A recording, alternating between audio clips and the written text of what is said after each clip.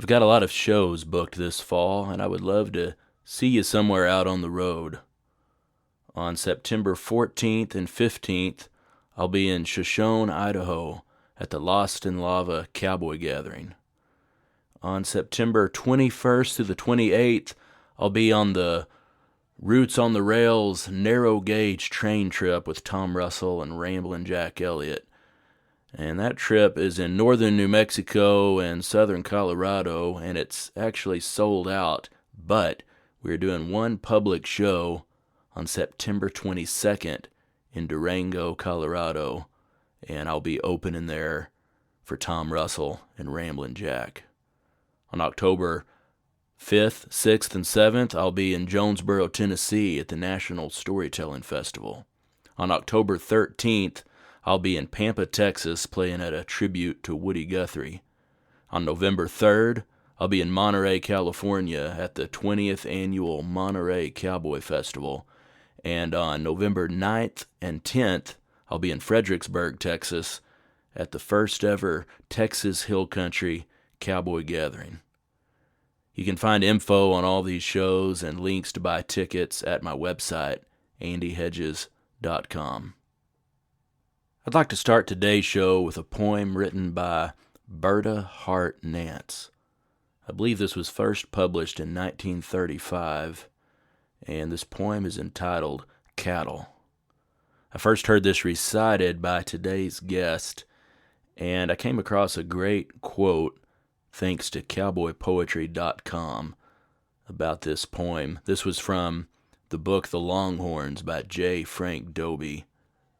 And he said this: "The map of Texas looks somewhat like a roughly skinned cowhide spread out on the ground, the tail represented by the tapering peninsula at the mouth of the Rio Grande, the broad head by the Panhandle. But Cattle by Berta Hart Nance goes deeper than the map." Here's the poem Cattle by Berta Hart Nance. Other states were carved or born. Texas grew from hide and horn. Other states are long and wide. Texas is a shaggy hide. Dripping blood and crumpled hair, some fat giant flung it there, laid the head where valleys drain, stretched its rump along the plain. Other soil is full of stones. Texans plow up cattle bones. Herds are buried on the trail, underneath the powdered shale, herds that stiffen like the snow where the icy northers go. Other states have built their halls, humming tunes along the walls. Texans watched the mortar stirred while they kept the lowing herd. Stamped on Texan wall and roof gleams the sharp and crescent hoof. High above the hum and stir, jingle bridle, rein, and spur. Other states were made or born. Texas grew from hide and horn.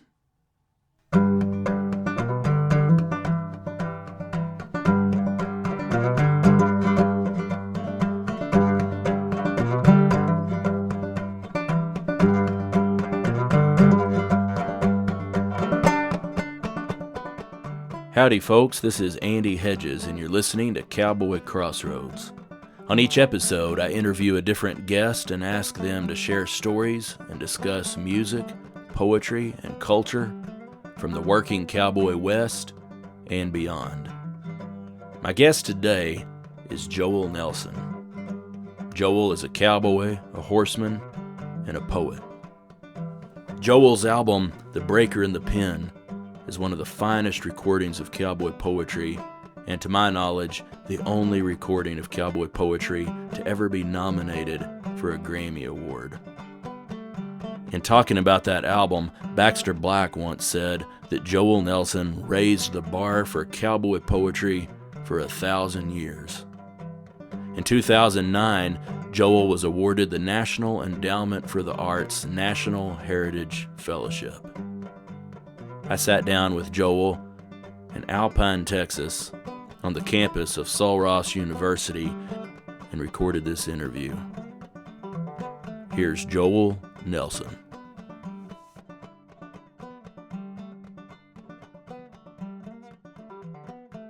Mom and Dad were on a little combination farm and ranch east of Seymour, Texas. And that's where I lived until I was about 5 years old. They farmed cotton, and my dad ran a little bunch of cows on some pasture that went with that place. And my first memory must be from the time when I was had to have been earlier than 4. I don't know how much memory is retained from a child's 3rd year. I don't know how much most people retain from their 3rd year, but I had to have been maybe 3 years old when this happened. And I remember my dad was carrying me horseback with him. I was sitting on the front of the saddle, had my legs on the swells of the saddle, and he had his arm around me. And we had finished harvesting cotton that fall, and they had run a stalk cutter over the cotton field, so the stalks were cut, and my dad had yearlings grazing on cotton stalks. That was kind of the tradition then, to graze those cotton stalks. I don't know if that's still done or not, but we were riding along the perimeter of this cotton patch where those yearlings were, and my dad was pointing down at the ground. The saddle that he was riding had a nickel saddle horn, and I had my both hands wrapped around that nickel saddle horn on that saddle. He was pointing down at the ground, showing tracks in the dust, and he was explaining to me how to tell a cow track from a horse track. That's my first vivid memory. And later on, he went to work on the Boone Ranch about 20 miles east of Seymour, and we moved there probably when I was 5 years old. And that's where I lived through 1st grade. And the Boone family, 3 generations of Boones were on that ranch. And when I was 6, I had the opportunity to go on a drive with them. They weaned all their calves, and when they got ready to ship, they would drive those weaned calves. I'm not sure how far. It seemed like forever, but they would drive those calves to the railroad track, which ran along the highway between Wichita Falls and Seymour. There was a railroad siding there and a set of railroad pins, and that siding was called Fulda, F-U-L-D-A. And there was the Boone boys and my dad and myself and a couple of neighbors that had come over to make that drive, and my dad had cut the top off an old pair of worn out boots and made me a little pouch out of a boot top to hang on my saddle horn, and my mom had fixed me a mason jar full of ice water carrying that boot top so I'd have a drink of water when I wanted one along the way. And when we left the Boone Ranch, the next ranch over that actually bordered the railroad tracks was the Cowan Ranch. It's a very famous north central Texas ranch, and the cowboys on the cowing ranch would meet us at their perimeter fence, and they'd go with us to the railroad shipping pens at Fulda and make sure we didn't have any trouble getting those cattle in the pens, and then we loaded those calves out after they were weighed onto cattle cars. And probably that was the last year that anyone shipped cattle by rail out of that country, because the next year I heard the boys talking about, the Boone boys talking about shipping time approaching. I was really excited because it meant a lot to me to get to go on that drive the year before. So boy, I was ready. And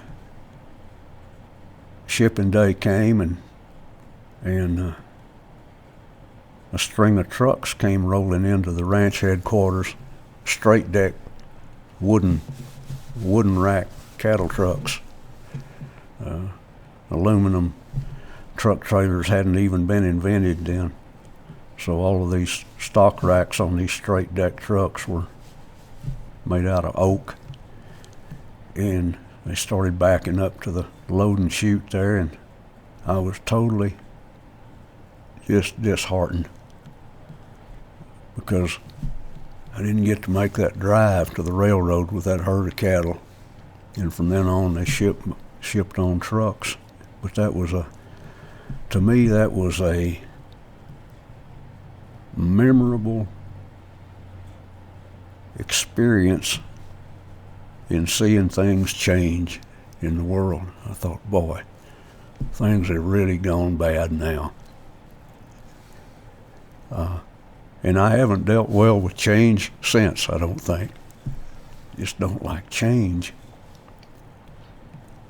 But I remember there was an old horse called Skeeter, an old black horse, and he's the one I got to ride there at the Boone Ranch. He was foolproof, gentle, and I guess when I was 6 years old, was maybe 5, first time I ever rode a horse in a lope.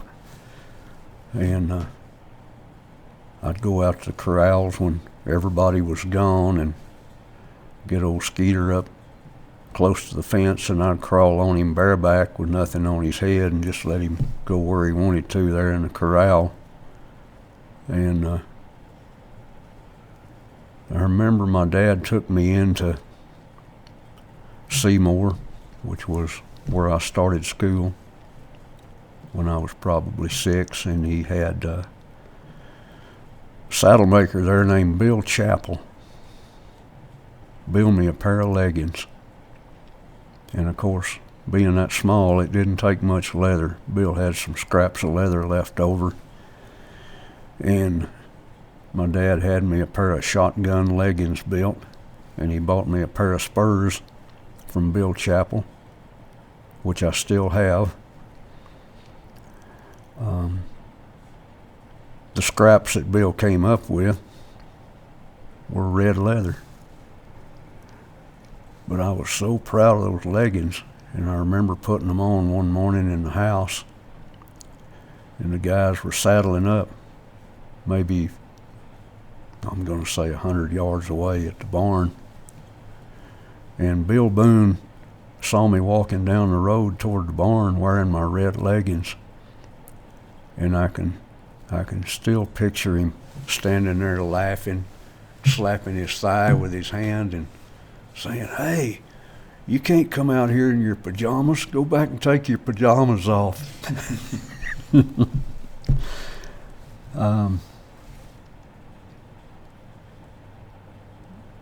Had a lot of beautiful experiences on that ranch, and I remember being with my dad, and he always had his Mossberg semi-automatic .22 in the truck with him. And every so often we'd stop, and he'd get me out of the truck, and he'd let me shoot his .22 a little bit. And I was so small that he'd squat behind me, and he'd reach around me and support the .22, and he let me aim and pull the trigger, and we were shooting at prickly pear pads, and he let me shoot, see how close to the middle of those prickly pear pads I could hit with that .22. So that was my introduction to shooting a rifle. And I guess throughout high school, my dad would take me coyote hunting, took me deer hunting when I was 12. He bought me a 30-30, and there weren't enough deer around there to even warrant spending the time hunting them, but we went to Graham, Texas, where there were quite a few white-tailed deer, and he got us a deer hunt, and we each got a deer, and that was when I was 12. And by that time, we had moved from the Boone Ranch into Seymour. That happened when I was about 8 years old, almost 8. And my dad took a job as a deputy sheriff of Baylor County, and there was only one deputy in Baylor County. We moved into the bottom floor of a 3-floor jailhouse that sat on the courthouse square right on the corner. First floor was our living quarters, and the sheriff, who was single, had one little room on the bottom floor that was closed off. He had a bedroom and a bath, and that's where he lived, and we lived in the rest of the bottom floor. My mom cooked for the prisoners 2 meals a day. That's what prisoners got in those days, 2 meals a day. And she operated the radio there in the jail. And that's where I lived until I finished high school, bottom floor of the Baylor County Jail. And that was quite an experience too. But during all that time, my dad would take me hunting and take me fishing. And I remember one morning, we'd go fishing early in the morning, just at daylight, and fish for an hour or two before I had to go to school. And my dad had taken me out to a big pond, big dirt tank that belonged to an old rancher named Lincoln Burns. Lincoln Burns was one of the old ranchers that helped us move that herd of cattle across to Fulda years before that. But we'd walk around the edge of that tank to a likely spot to fish from, and I remember the first time we went to that tank, my dad said, "Come over here, I want to show you something," because he had evidently scouted out that fishing hole a day or two before, and he led me over there and showed me a quail nest full of eggs, and showed that to me. And he didn't just find it that morning. It's something he'd run across when he was scouting out that fishing hole that he was going to take me to. He took me duck hunting, and I don't think it was until I was grown that I appreciated the amount of time he spent with me, because being a deputy sheriff, he was up late hours, sometimes half the night, just patrolling and fulfilling his duties. But he'd get me up early in the morning, and we'd go coyote hunting or fishing, and I really appreciated that he got me started on an outdoor life at that time, even though we were living in a jail in the middle of town, a small town, 3,000 population. Growing up there was a different experience than any kid could possibly have in this era growing up. I had my .22 single-shot rifle, and sometimes I'd save a nickel or a dime out of my lunch money each day until I had enough accumulated to buy a box of 22 short hollow points on the way home from school. And I'd get home and I'd get my .22 rifle, and I'd go across the street from the jail to a vehicle dealer that handled Dodge and Plymouth vehicles, and they also sold farm equipment, and they had a big yard full of farm equipment. And for a year or two there, we had a tremendous plague of rats in that country. There were rats everywhere. And I'd go across the street with my .22. This was in the middle of Seymour, across from the courthouse, and I'd shoot rats until dark. And I'd shoot rats all the way around the courthouse. Just walk around the courthouse on the square shooting rats. And the ladies that worked in the offices, of course, all knew me, and they'd wave at me and smile out the window as I was out there shooting rats with my .22. Later on, when I got in high school, living in town, I had good buddies that lived on ranches and farms outside of town, and sometimes I'd want to go home and spend the weekend with one of them and hunt or fish while I was out there. So if I wanted to ride the bus home with one of those boys, then I'd take my rifle or my shotgun, depending on the season.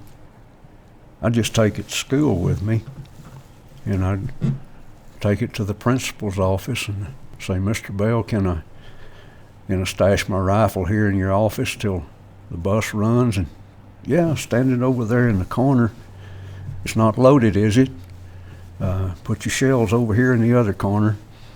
And when school turned out, well, I'd go retrieve my rifle or my shotgun, and we'd get on the bus, and the bus driver would usually say, "Sit up here in this front seat right behind me and hold your rifle so none of these other kids will be interfering or messing with it." Or else he'd stand it beside him and he'd hold it with one hand while he drove. I didn't think how unusual that was until I was grown and things had changed again. And you couldn't do that sort of thing anymore. And my gosh, can you imagine the reaction you'd get now if you walked into school carrying a rifle or a shotgun?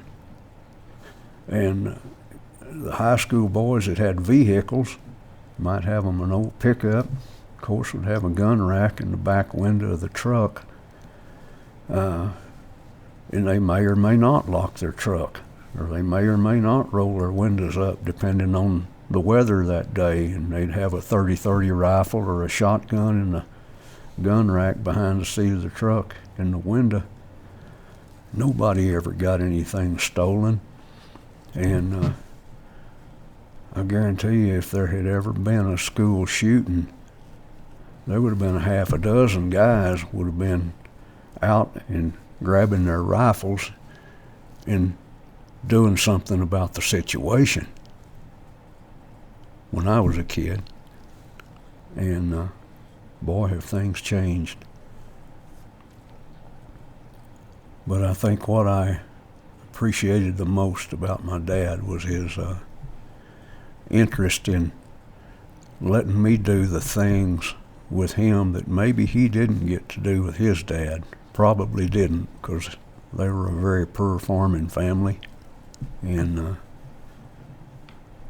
anyway, that's probably the impact that he had on me more than anything. And I always regarded him so highly as a lawman. He always had a number of pistols during that tenure as a law officer, and he'd leave those pistols on the dresser in the bedroom that he and my mom shared. He'd be carrying one, but he might have two or three laid on that dresser. And I remember coming in from school and my dad always turned the cleaning of the firearms over to me. He showed me how to strip them down, clean them, put them back together. So I'd come in from school, and my mom would usually be grocery shopping because she cooked for the prisoners.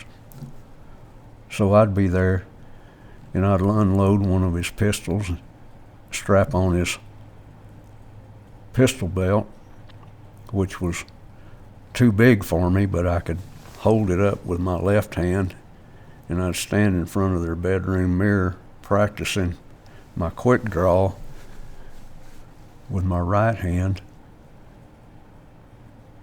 I spent hours and hours doing that as a kid, and my dad would take me out pistol shooting, rifle shooting, with anything I wanted to shoot. And after I was 12 years old, he just turned me loose on the weekends. I had a bicycle, and I would ride that bicycle out to see one of my cousins or my grandmother. Might be 3 miles, might be 10 miles out in the country. And I'd carry my rifle or my shotgun across the handlebars of the bicycle, go through town and on out to the country. And or maybe if it was summertime, I'd carry my fishing rod. But they were just such laid-back, free times that a kid cannot enjoy anymore. I'm so grateful that I got to grow up in that era. And my dad would let me subscribe to Sports Afield and Outdoor Life and Field and Stream, and I kept my nose in those hunting and fishing magazines the whole time I was growing up. And so that's what I treasure about my childhood.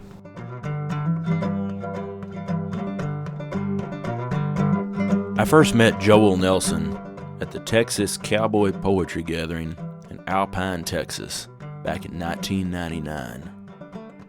Joel has always been an important part of that event, and it's been my great pleasure to be a part of that gathering almost every year for the past 20 years or so. I love that gathering, and I love that country around Alpine. I asked Joel what first drew him to that part of the world.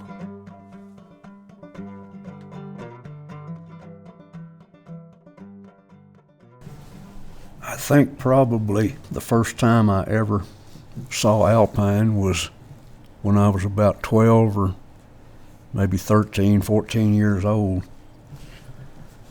My dad having a job as a deputy sheriff was a fairly good job for that period of time in the 50s and 60s. He left $100 a month cowboy job to become a deputy sheriff that paid $300 a month.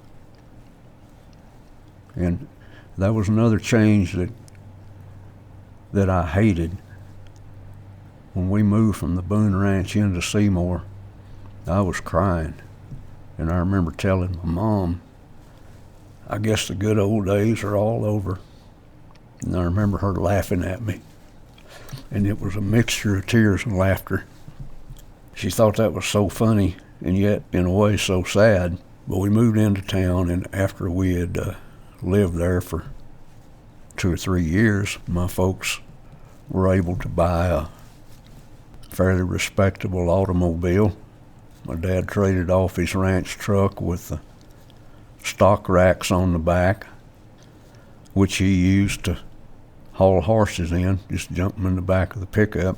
But we had an automobile then, and I think this was probably largely my mother's idea, but we took trips in the summer. And they took me to places like Yellowstone National Park and the Grand Canyon. So I got to see a lot of the western United States on these trips that they took me on. And when I was 12 or 13, we had made some sort of a circle. I don't remember exactly where we'd been, maybe Ruidoso. But we came back through Alpine, and I'm supposing that we probably came through Kent, but I remember, being summertime, there was a huge thunderstorm going on, and Olympia Creek was running along down below us, below the highway, and it had been a big rain, and Olympia Creek was just on a tear, and it looked just like a Colorado mountain stream to me. And we drove through Fort Davis, came into Alpine, and we spent the night in the motel that's right straight across from the college over here. And I don't remember what it was called then, but the tennis courts, college tennis courts, were right across the street from that motel. They've since been moved. But the weather felt so incredible. It was cloudy, it was thundering, and it was cool. Everywhere we'd been, it'd been 100 degrees, and after that afternoon thunderstorm, it was probably 70, and it was just so fresh, and that was my introduction to Alpine. And I couldn't get it out of my mind.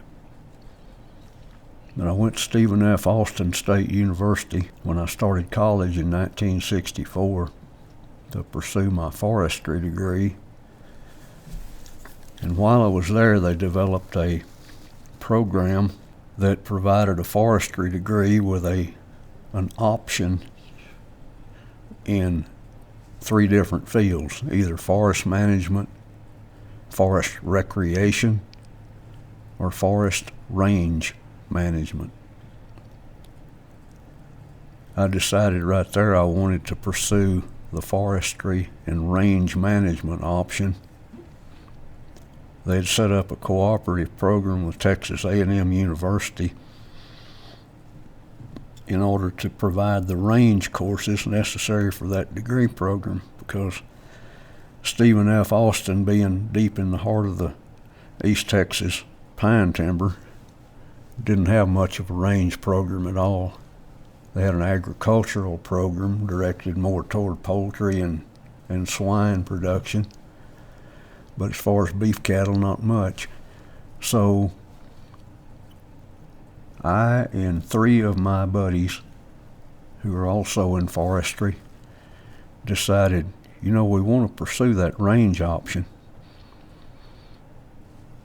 but we'd much rather go to Alpine and get our range and range plant courses at Sul Ross instead of Texas A&M. So the dean of our School of Forestry got in touch with the head of the Range Animal Science Department here, and they brainstormed and were able to come up with courses here at Sul Ross that would be the equivalent of what we would have taken at Texas A&M.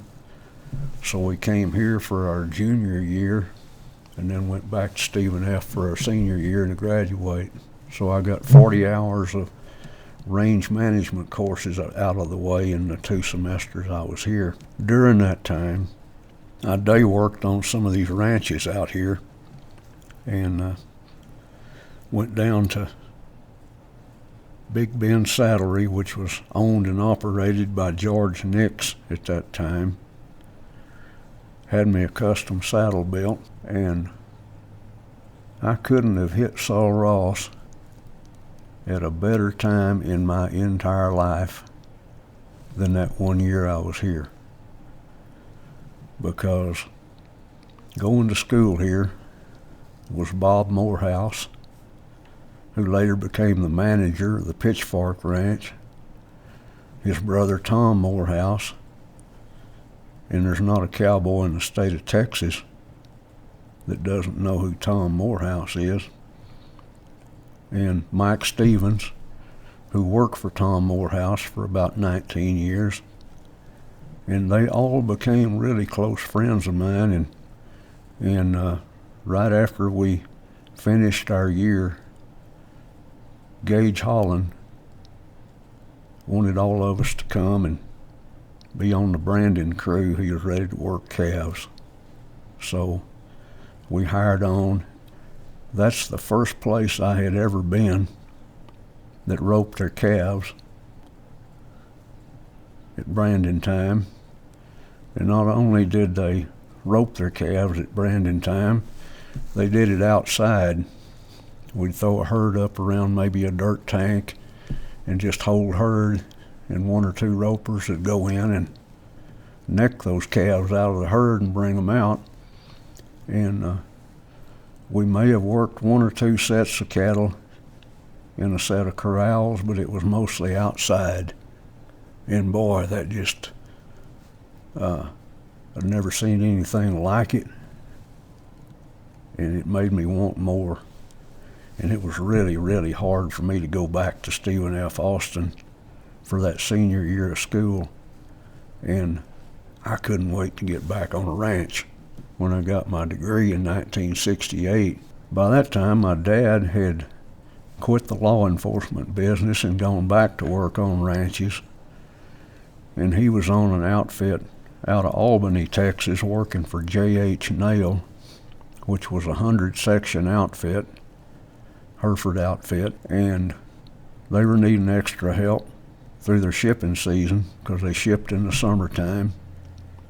So I hired on there in 1968 when I got my degree, and spent the summer there on the Nail Ranch. Got to work with my dad, and I knew, because that was at the height of the Vietnam conflict, that it wouldn't be long before I'd be in the Army, because my draft status had changed from a 2S deferment to 1A, which was the status that pretty much ensured you were going to be drafted pretty quick. But I cowboyed until that summer was over. Then I got my butt back to Alpine, and I went to work for Buck Newsom and Lynn Carter, who was Craig Carter's dad, wrangling dudes in Big Bend National Park, because that was an easy job for me to grab that kept me horseback every day.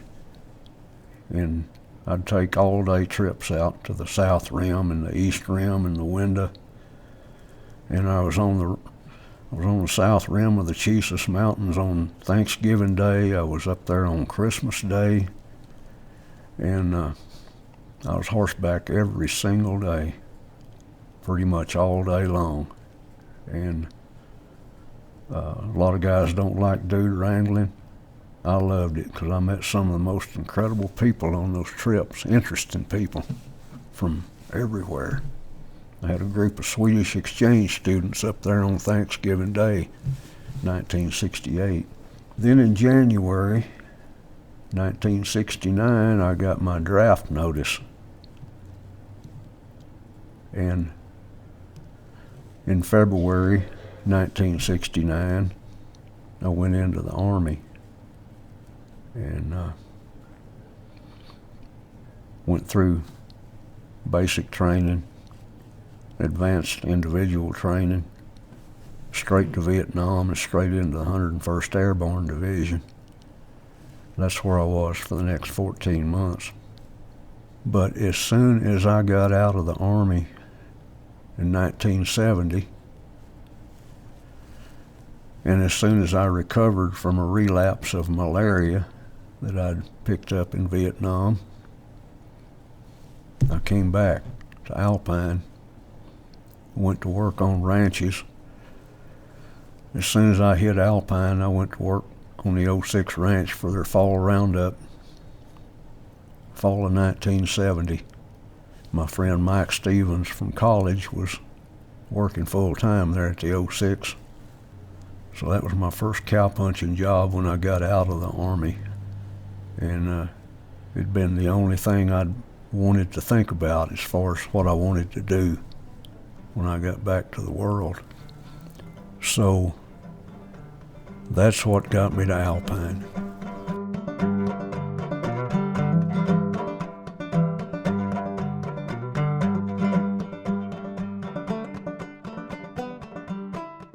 I had heard of the '06 ranch. I'd heard of the Cokernauts, having been out here at school for a year. And I knew it was a big outfit. The outfit that I'd worked on the summer before I went to Vietnam was a 100-section outfit, which I thought was big, 100 square miles. But the pastures were all fenced, and there was never any question of where you were or if you had trotty cattle. You were going to hit a fence somewhere. When I went to work for the '06, it was another eye-opening experience because the '06 was 220 square miles with hardly any fence. And we worked from geographic boundary to geographic boundary. We'd work between a canyon and a ridge line one day, and the next day we'd move over to the other side of that ridge line and work from there to another canyon. So we worked topographical areas rather than fenced areas. And if a norther blew in, when we'd finished working one pasture, well, the cattle might drift, so we might have to ride a little overlap the next day to pick up anything that might have drifted. And on a big outfit like that, and there's outfits that are a lot bigger, you can just plan on missing 5% of your cattle during any given roundup. That's just kind of a rule of thumb. You very seldom expect to gather more than 95%, but you'll probably gather in the next roundup. So it's just something you kind of live with, or maybe you go in and pick up the remnant in between roundups when the main crew has been turned loose. That first roundup that I went through, there was a fellow named Buzz Nichols who was the foreman at the '06 ranch, and he was fairly new there because the prior foreman, Arthur Maxner, had been shot during an altercation, and Buzz took his place. Buzz was a neat guy. He had just bought 20 head, I think, of 3-year-old colts from the Dove Mountain Ranch below Marathon. And when I went out to hire on, he still had a spot or two on the crew. And he said, "I'll pay you $6 a day." He said, "Or if you'll take a full string of these fresh broncs, I'll pay you $8 a day." Well, I saw nothing but dollar signs, so I hired on making $8 a day, which was twice what my dad had paid punching cows when he was a younger man and I was a kid. But just the size of the country was what really, really impressed me. The fact that we were working pieces of country that had no fence around them, working from rim rock to rim rock, that was all so, it made me feel like I'd dropped back 100 years in time. And we had a roundup cook, an old Mexican fella named Ramon Hartnett from Fort Davis. He cooked for the roundups, and we'd move camp. We might camp one place 4 or 5 days and work the country surrounding that camp. Then we'd gather up all the saddle horses, move to the next camp there another 2 or 3 or 4 days, and just continue that until we got from one end of the ranch to the other. Slept at the wagon every night and worked 7 days a week, and never trailered a horse. I don't know if there was even a horse trailer on the ranch at that time. We'd have 100 head of saddle horses or more, and 2 or 3 or 4 of us would drive that 100 head of horses to the next camp. One guy on the crew was hired as a horse wrangler, and he stayed with those horses all day. And if we needed to change horses at noon, several miles away at a noon camp, then he'd bring that band of horses, and all the guys would make a big circle and stretch out their catch ropes in between them, and he'd run that bunch of horses into the circle of men, and we'd pull our ropes tight, and Buzz would rope out the horses for the afternoon circle. And didn't rope horses in a pen. We roped them even if we were camped at a set of pens, we'd stretch out the ropes and rope them out of the ropes. And to me, it was just a doggone Western. I loved it. I was maybe in over my head. I was riding a string of broncs, and I didn't know a whole lot about riding broncs. I'd ridden a few young horses, but as far as making a horse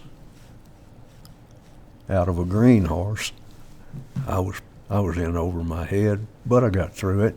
And some of those same horses were out there 20, 25 years later. They were tough little horses.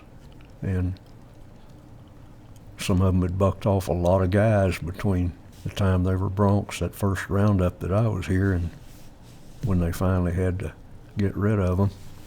But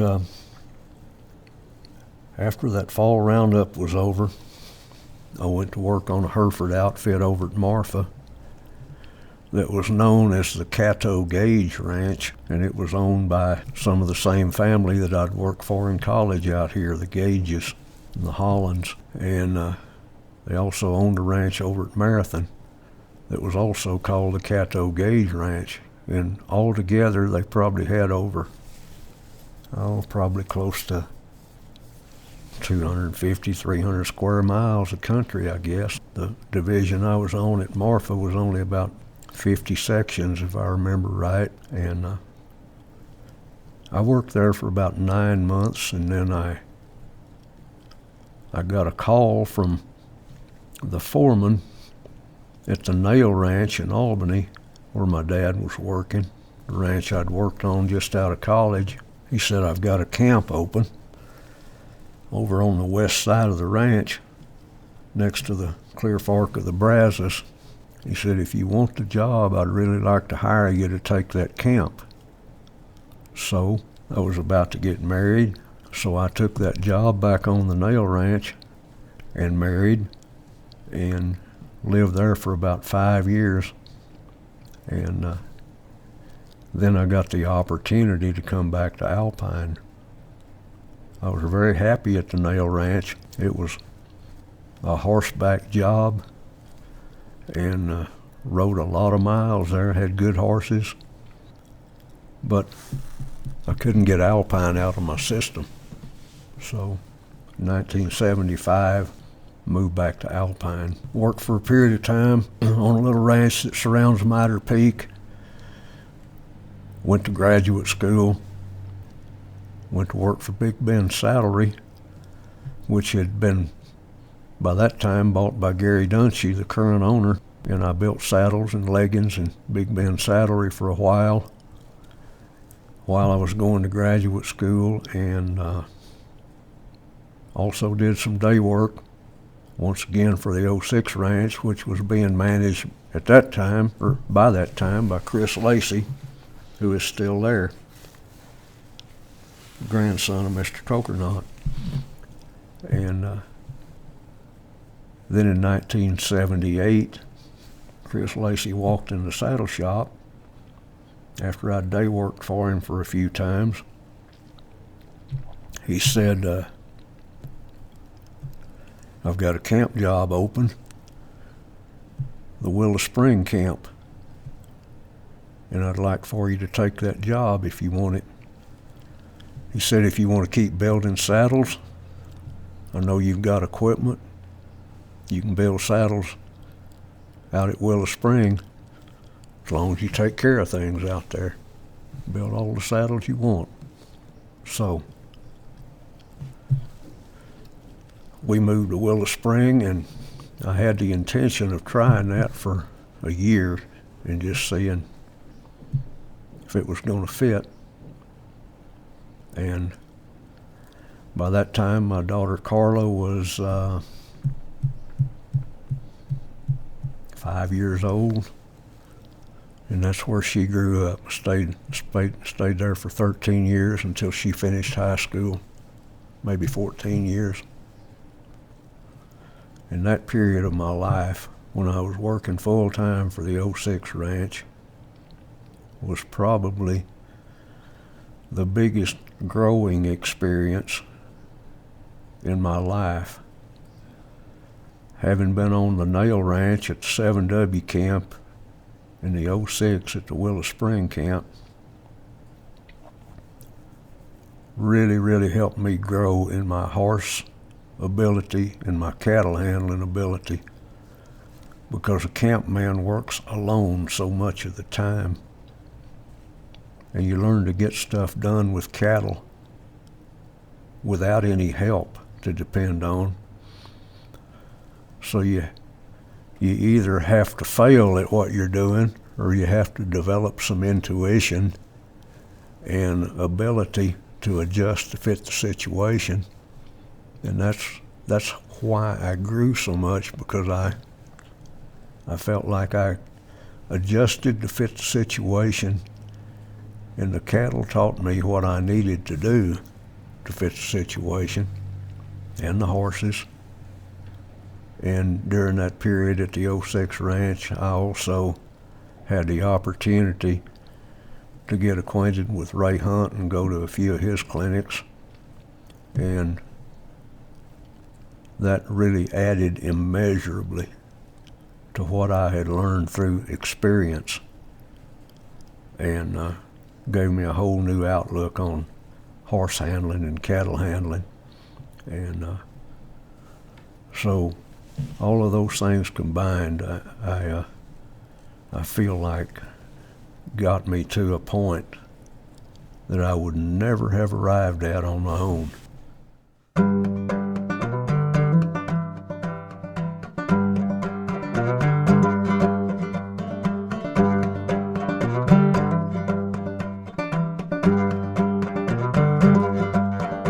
All right, folks, that's it for today's episode.